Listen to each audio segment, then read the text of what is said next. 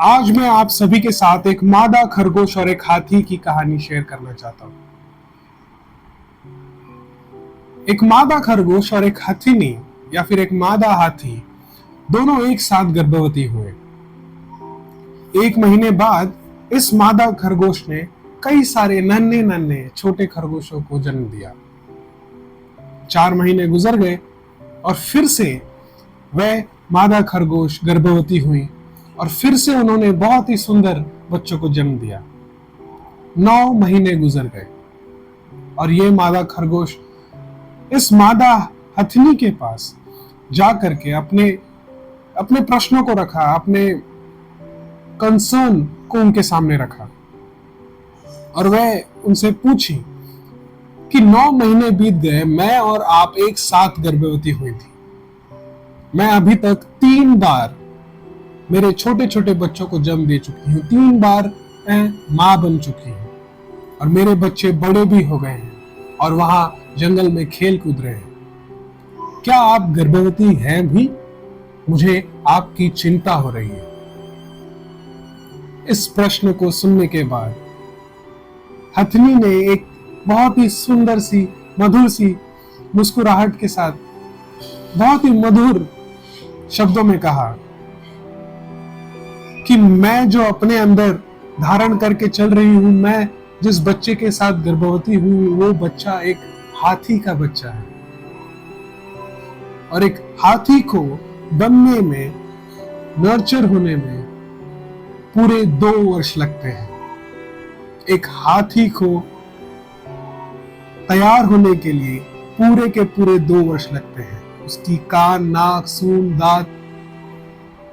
और जब ये हाथी का बच्चा पैदा होता है, जमीन पर गिरता है, तो पृथ्वी को इसके पैदा होने की खबर महसूस होती है, इसका वजन महसूस होता है।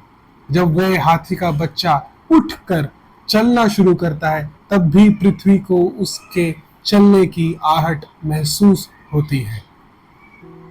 इसलिए आपके खरगोश के बच्चों में और हाथी के बच्चों में बहुत अंतर है। इस एक कहानी से मुझे ये सीख मिलती है कि आपके आसपास भी ऐसे कुछ लोग होंगे जिन्हें देखकर आपको लगता होगा कि बहुत ही कम समय के अंतर में वह अपने सक्सेस की तरफ, अपने उस लक्ष्य की तरफ पहुंच चुके हैं। आपको ऐसा महसूस होता होगा कि उन्होंने और आपने एक ही स्तर से काम करना शुरू किया, एक ही जरिए से काम करना शुरू किया, लेकिन उन्होंने अपनी सफलता कुछ जल्दी हासिल कर ली और आप आज भी अपने उस राह पे, अपने उस रास्ते पर धीरे धीरे धीरे धीरे करके चल रहे हैं। और क्यों आपको आज भी इतना समय लग रहा है?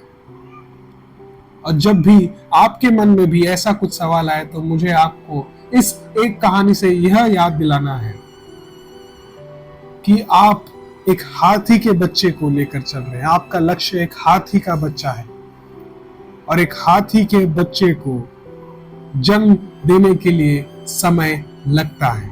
जब आप एक भारी भरकम लक्ष्य की तरफ, लक्ष्य की ओर बढ़ते हैं, तब आपको हर एक कदम सोच समझकर धीरे धीरे धीरे लेकर चलना पड़ता है।